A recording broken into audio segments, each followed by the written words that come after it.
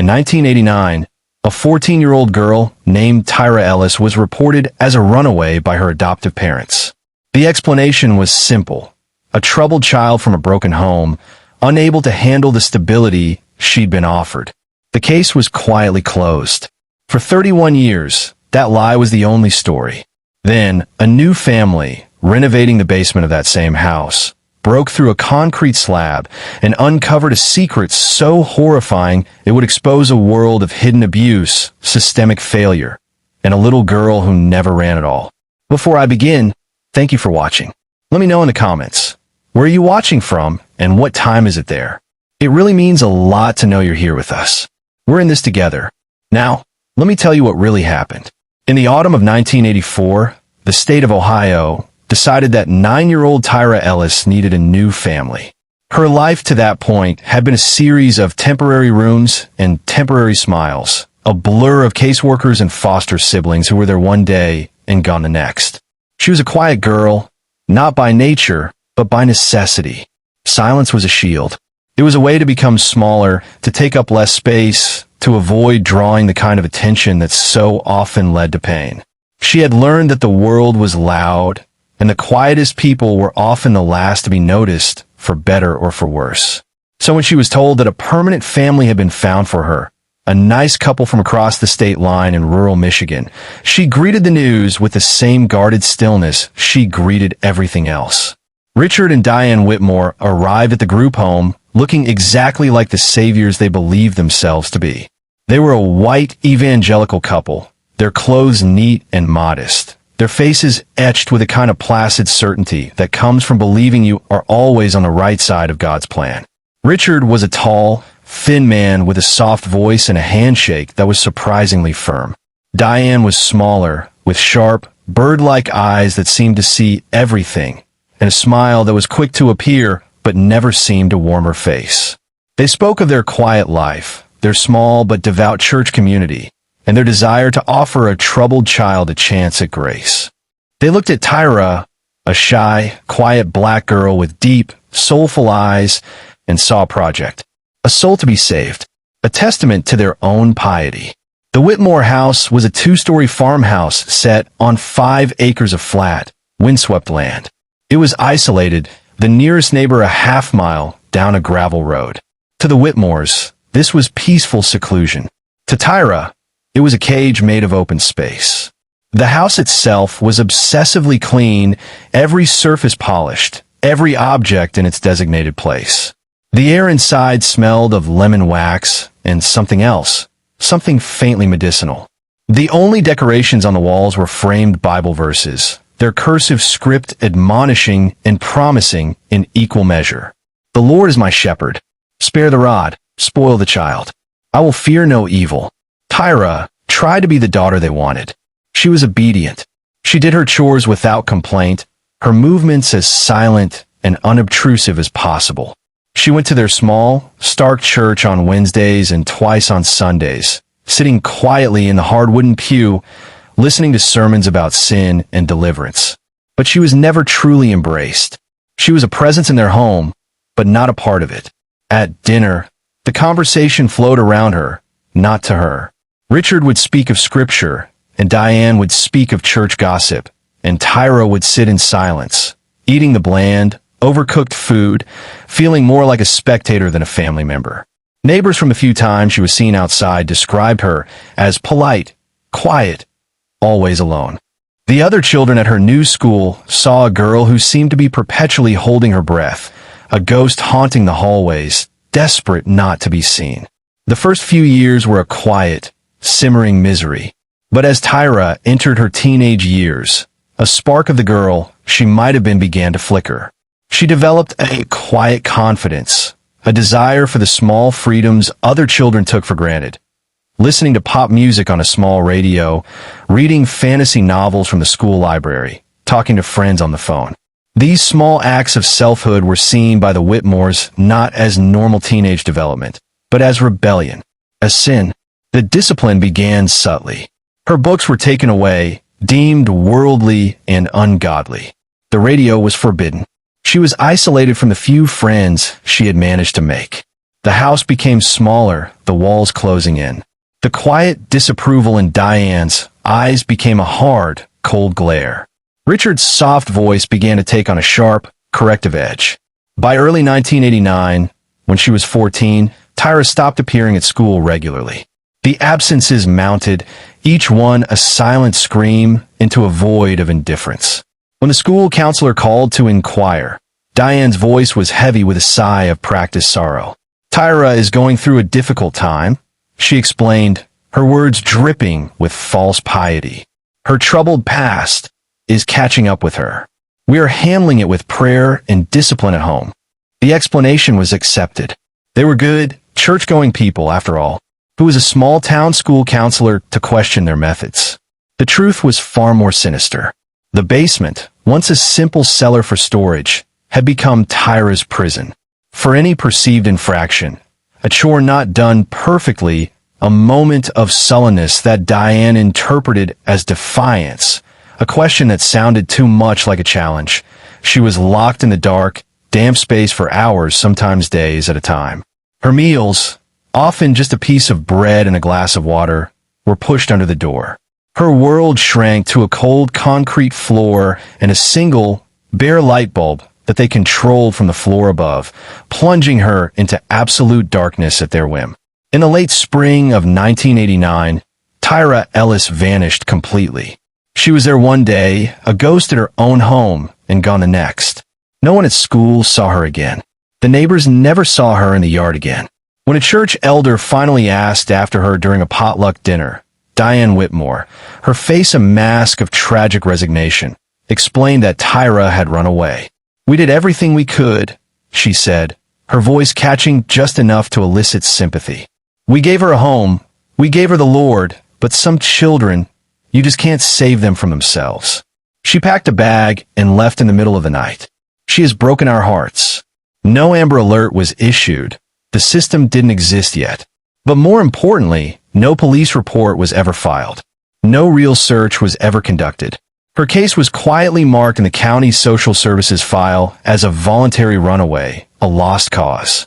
Tyra Ellis, a quiet girl from Ohio, had been successfully erased, swallowed whole by the vast, indifferent silence of rural Michigan. In the vast, labyrinthine bureaucracy of the child welfare system, a file is a life. It is a collection of reports, assessments, and signatures that charts a child's journey through the chaos. When that file closes, the life it represents, for all official purposes, ceases to require attention. In 1989, Tyra Ellis's file was stamped with the words "voluntary runaway" and placed in a drawer, a neat and tidy conclusion to a messy, inconvenient case. For 2 years, it gathered dust, a silent testament to a life discarded. Then, in the summer of 1991, a caseworker named Sarah Jenkins, a sharp, empathetic woman who still believed she could make a difference in a broken system, stumbled upon an anomaly. She was processing the adoption paperwork for the Whitmores, who were taking in another child, a 9-year-old boy from a similarly troubled background. As she reviewed their file, she noticed the discrepancy. Under the section for previous placements, there was no mention of Tyra. According to this new application, the 9-year-old boy would be their first and only adopted child. Sarah frowned. She remembered Tyra's case, vaguely. A quiet girl, a sad story. It had bothered her at the time, but she'd been new, overwhelmed, and had trusted the judgment of her seniors. She cross-referenced the files and found the original adoption decree from 1984. It was right there in black and white. Tyra Ellis, placed with Richard and Diane Whitmore. She picked up the phone, a small knot of unease tightening in her stomach. Diane Whitmore answered on the second ring, her voice as crisp and starched as a new bedsheet. Sarah introduced herself and explained the discrepancy. "I'm sorry to bother you, Mrs. Whitmore," she said, her tone professional, "but our records show you previously adopted a teenager named Tyra Ellis. She's not listed on your new application." There was a pause on the other end of the line, a beat of cold, dead air. When Diane spoke again, her voice was laced with a chillingly calm sense of finality. "Tyra is no longer with us," she said, the words as simple and unadorned as a gravestone. "I see," Sarah said, scribbling a note. "The file says she ran away. Do you have any updated information? Has she ever tried to make contact?" "No," Diane replied flatly. "She chose to leave a godly home for a life of sin. We pray for her soul, but her choices are her own. As far as we are concerned, that chapter is closed. The Lord has blessed us with a new opportunity to save a child, and that is where our focus lies." The conversation was over. Diane's tone left no room for further questions. Sarah hung up the phone, the knot in her stomach now a cold, heavy stone. Something felt deeply wrong. The casual cruelty of Diane's dismissal, the speed with which they had closed the chapter on a missing child and moved on to the next one. It was unsettling. Sarah filed a formal concern with her supervisor, attaching a note expressing her deep misgivings about the Whitmores and the lack of a police report for Tyra's disappearance. Her supervisor, a man named Henderson who was overwhelmed by an impossible caseload and shrinking budgets, glanced at the note, sighed, and told her there was nothing they could do. "The girl's file is closed, Sarah," he said, not unkindly, his voice heavy with bureaucratic fatigue. "The parents say she ran away 2 years ago. There's no evidence to the contrary. We don't have the resources to go chasing ghosts from cold cases. Let it go." And so it was let go. Due to poor record keeping, a lack of institutional oversight, and a system stretched to its breaking point, the concern went nowhere. The Whitmore's new adoption was approved. Tyra's file was officially archived, her life reduced to a paper trail that led to a dead end. For the next decade, the Whitmores continued their quiet, pious life. They collected church donations for their ministry to troubled youth, their tragic story of the runaway daughter lending them an air of authority and martyrdom. They also continued to collect state and federal adoption stipends, checks that arrived every month to help with the expenses of raising a child. Nobody in the sprawling, disconnected bureaucracy ever cross-referenced the payments with the closed files. For years, the Whitmores cashed checks for a girl who, in their own words, was no longer with them. They were being paid for a ghost. In 2002, with their latest adopted child aged out of the system, Richard and Diane sold the isolated farmhouse. They told their church congregation that the Michigan winters had become too harsh for their aging bones and that they felt called to retire to the sunshine of Florida. They packed their belongings, leaving behind the cold, empty house and the secrets it held. Their past, they believe, was buried for good, sealed not just under a concrete slab, but beneath 30 feet of bureaucratic indifference and the silent, complicit turning of years. The paper trail that was Tyra Ellis's life had vanished, and now, so had the people responsible for its end. For 18 years, the old Whitmore house sat under the vast Michigan sky, slowly succumbing to the patient, relentless forces of nature and neglect. Paint peeled, weeds grew high, and the wind whispered through cracks in the window frames, telling stories to an empty audience. It was a house with a history, a place the locals regarded with a vague, unspoken suspicion. It was just a feeling, a chill that had nothing to do with the weather. In the summer of 2020, the house found new life.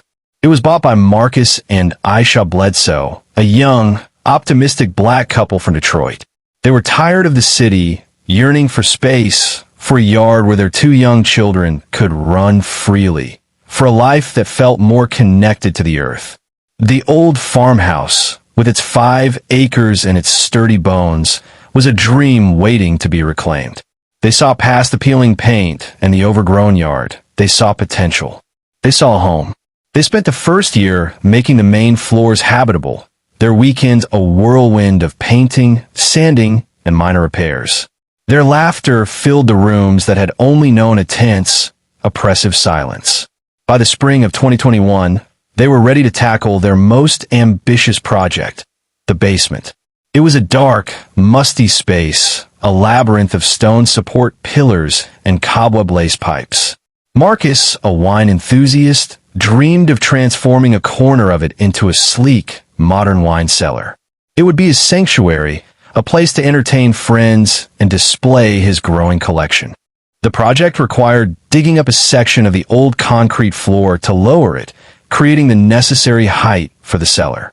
They hired a local construction crew, a team of 3 hardworking men who arrived on a Monday morning, their trucks rumbling down the long gravel driveway. The work began as expected, with the deafening roar of a jackhammer breaking up the old, cracked slab. For 2 days, the house shook with the rhythmic violence of the demolition. On the 3rd day, the noise stopped abruptly. Marcus, who was working from home in his upstairs office, came down to see what was going on. He found the crew standing in a circle in the basement, staring at a section of the floor near the old staircase. "What's up, guys?" Marcus asked. "Something weird here," the foreman, a man named Gary, said, pointing with his dusty boot. "The slab over here is different from the rest. See," he gestured to the newly exposed earth where they had already dug, then to the intact section. "This part has no rebar, and it looks like it was poured separately. It's a different color concrete." One of the other workers, a young man named Kevin, knelt down. "And it smells weird," he said, wrinkling his nose. "Like sour. Like something went bad." As they chipped away at the edge of the strange slab with a crowbar, a foul, sickeningly sweet smell began to seep through the cracks. It was a smell that defied description, a smell of damp earth, rot, and something else, something deeply, primally wrong. It grew stronger with every piece of concrete they pulled away, filling the small basement space until it was almost suffocating. The men, hardened construction workers used to all manner of unpleasant sights, began to look uneasy. Then, Kevin's shovel hit something soft. He pulled it back, and on the end was a piece of tattered, discolored fabric, a scrap of what looked like old bedding. Prying up a larger piece of the slab, they saw more. A shallow, crudely dug cavity, no more than a few feet deep. And inside, nestled in the dirt and the crumbling, makeshift tomb, was a scene of unimaginable horror. More torn bedding, a child's cheap plastic bracelet, its pink color faded but still recognizable, and skeletal remains, wrapped in the decaying folds of what looked like an old, mold-covered robe. Silence fell over the basement, broken only by the sound of someone's ragged breathing. In the dim light, something else caught Gary's eye. Tucked inside a small, surprisingly intact plastic sandwich bag was a folded piece of paper. He picked it up with trembling fingers. It was a page torn from a child's journal, the handwriting shaky and desperate. The ink was faded, but some of the words were still tragically legible. "I just want to go back. Please let me out." Marcus felt the floor tilt beneath him.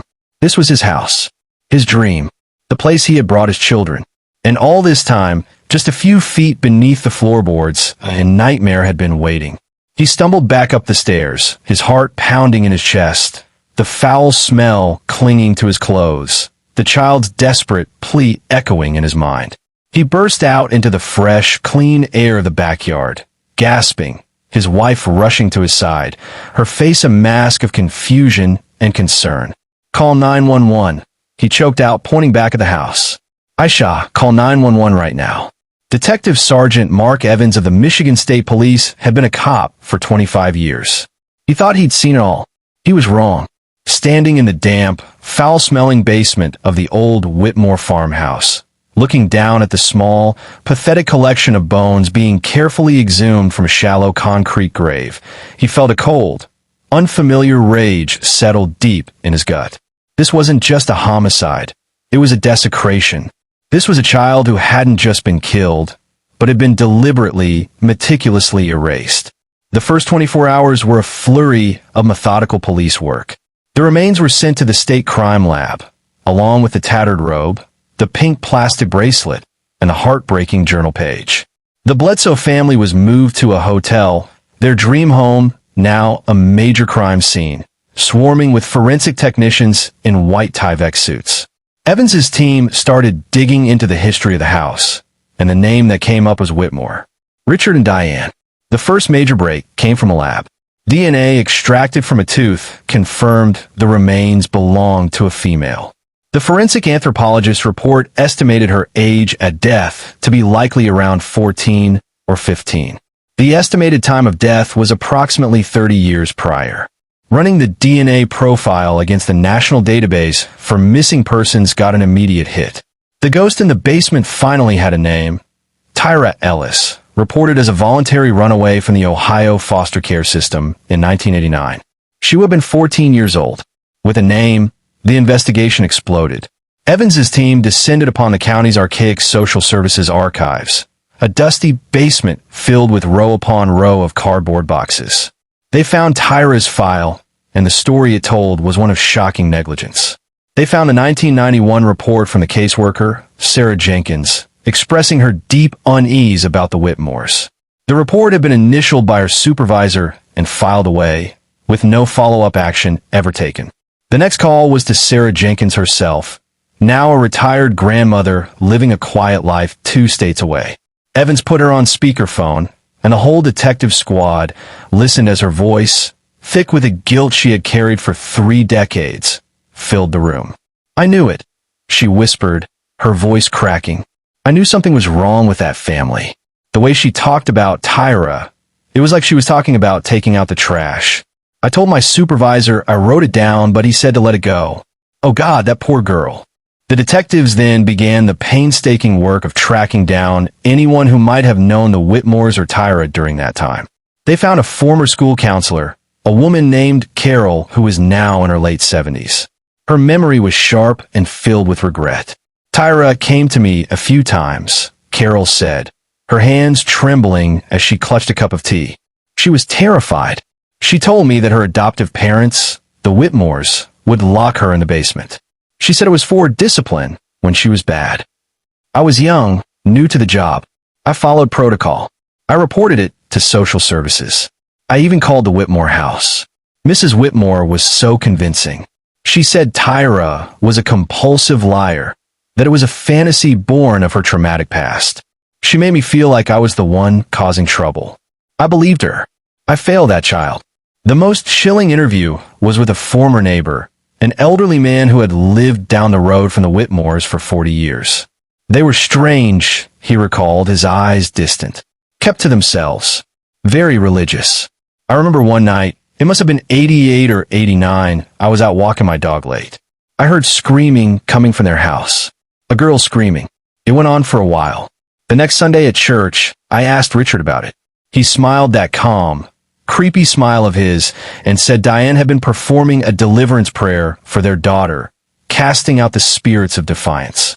I was a God-fearing man. It sounded strange, but who was I to question a man's spiritual business? The picture that was emerging was one of unimaginable, systematic abuse, hidden behind a veneer of piety and enabled by a community and a system that chose to look the other way. The final, horrifying piece of the puzzle came from a deep dive into the state's foster care archives. Evans's team discovered that the Whitmores had fostered 3 other children before Tyra between 1978 and 1983. All 3 had been sent back to the system or moved to other placements after short, troubled stays. But one of them, a 12-year-old boy, had also been marked down as a runaway from his subsequent placement, just months after leaving the Whitmores' care. He was never seen again. Evans felt a cold dread creep up his spine. Tyra wasn't the first. She was just the first one they had found. The Florida sun was hot and unforgiving, beating down on the manicured lawns of the Serenity Palms retirement community. It was a place of beige stucco, pristine golf courses, and quiet, deliberate denial of the past. It was the perfect hiding place for a man like Richard Whitmore. When Detective Sergeant Mark Evans and 2 local deputies pulled up to his small, neat villa, he was outside, calmly watering his prize-winning roses. He was 81 years old, a stooped, thin man with pale, watery eyes. He looked harmless. He looked like anyone's grandfather. When Evans introduced himself and told him why he was there, Richard's face registered no shock, no fear, no surprise.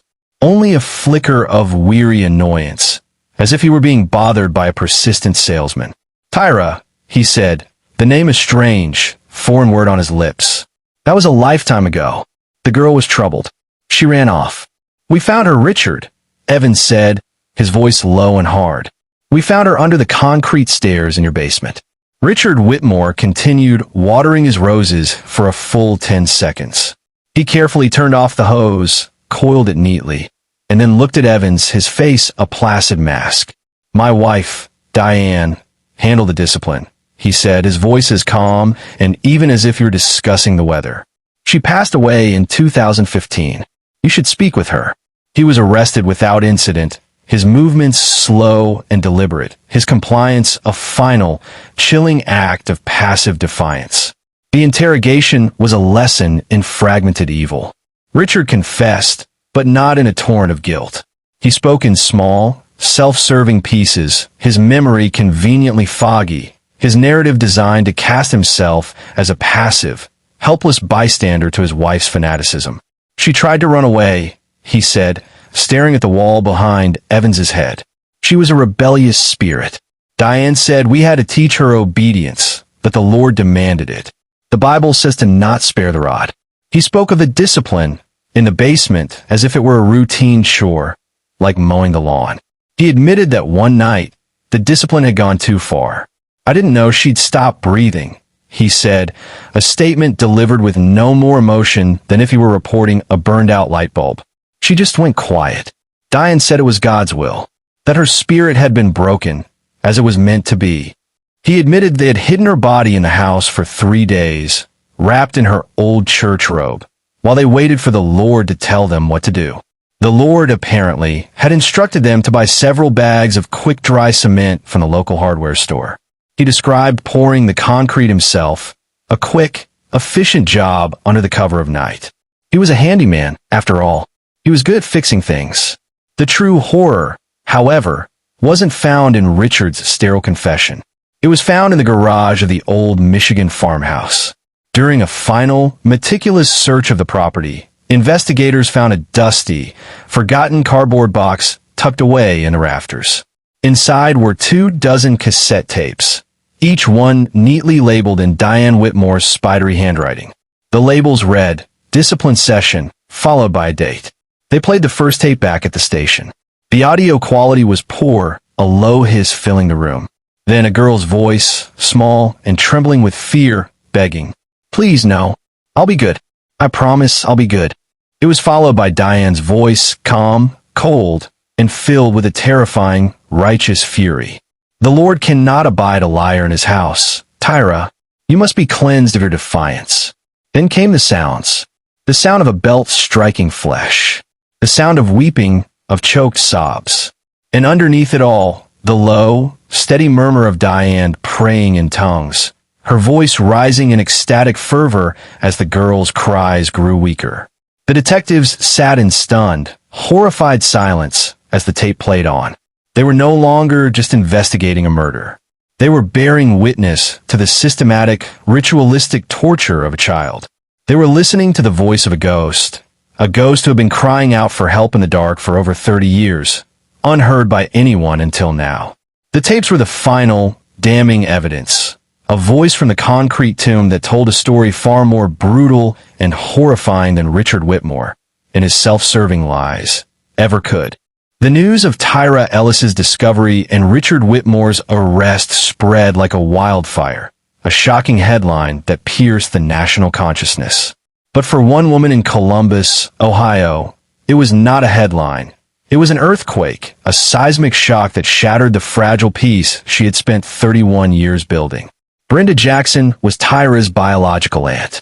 She was only 19 herself when her niece, the quiet, soulful girl she adored, had vanished into the labyrinth of the foster care system. She had tried to fight for her, tried to get custody, but she was a 19-year-old single mother with no resources, deemed unsuitable by the very system that had handed Tyra over to the Whitmores. A local news crew found Brenda in her small, neat apartment. She sat on her sofa, a faded photograph of a smiling, 9-year-old Tyra clutched in her hand. The camera rolled, and the grief she had carried in silence for 3 decades poured out of her in a raw, ragged torrent. They didn't adopt her to love her, she wept, her body shaking with a fury that was 31 years old. They adopted her to hurt her. She wasn't a runaway. I never believed it. That wasn't my Tyra. She was quiet, but she was strong. They took that from her. They took her from me. And nobody listened. Nobody checked. They just gave my baby to those monsters and closed the file. Her voice broke, a sound of pure, undiluted agony. She didn't run. She was buried. Brenda's heartbroken, furious testimony became the emotional core of a story that was now about much more than a single murder. Tyra's case became a symbol, a catalyst for a larger, painful reckoning about the thousands of black and brown children who had been lost in the foster care system over the decades, particularly those placed with unchecked white families in rural, isolated areas where oversight was lax and prejudice was thick. Journalists and advocates began digging into old files, uncovering a pattern of neglect and abuse that had been ignored for far too long. Tyra's story forced a spotlight into the darkest corners of a system that had failed its most vulnerable. Richard Whitmore was convicted of first-degree murder. His age and frailty spared him the death penalty, but he was sentenced to life in prison without the possibility of parole. He died in the prison infirmary less than 2 years later, an old, withered man who reportedly never showed a single flicker of remorse. The house in Michigan, the site of so much unimaginable pain, became a different kind of home. Marcus and Aisha Bledsoe, after months of counseling and community support, made a brave decision. They would not be driven out by the ghosts of the past. They would reclaim the space, not by erasing what had happened, but by honoring it. They finished the basement, but the corner where Tyra was found was not turned into a wine cellar. It was turned into a memorial. They sectioned off the small space with a simple white railing. Inside, they placed a small table. On it was a framed photograph of Tyra, the same one her Aunt Brenda had held, her smile forever 9 years old. Beside the photo, they laid a small, simple white dress, similar to the church robe she had been forced to wear. And next to that, on a small velvet cushion, sat the cracked, pink plastic bracelet that had been found with her remains. It was a quiet, sacred space, a place of remembrance in the heart of a home that was now, finally, filled with the laughter and love Tyra had been so cruelly denied. Her story had become a national tragedy, a byword for systemic failure. But in that small corner of a basement in rural Michigan, she was not a symbol. She was just Tyra, a girl who was loved, a girl who was missed, a girl who, after 31 years of silence, had finally been found. A spirit was taken, a basement gave witness,